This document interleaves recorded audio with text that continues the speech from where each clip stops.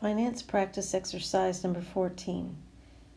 How much money will I need to have at retirement so I can withdraw $5,000 a month for 20 years from an account earning 6.5% compounded monthly? So it looks to me like we're looking for our principal. We know how much we want to withdraw. And we know we want to withdraw that every month for 20 years. And it's earning 6.5%. Okay, so now let's substitute all the values into the formula. I will pause the video. So when I enter this expression into the calculator, I get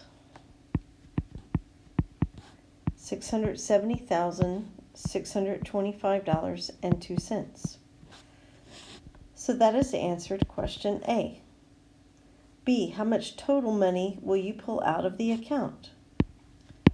Well, you are withdrawing $5,000 every month for 20 years.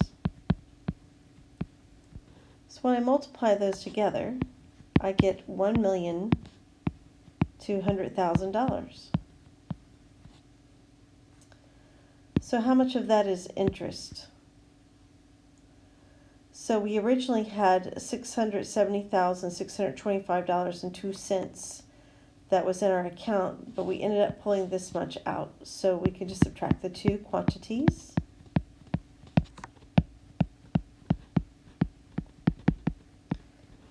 And I end up with $529,374.98.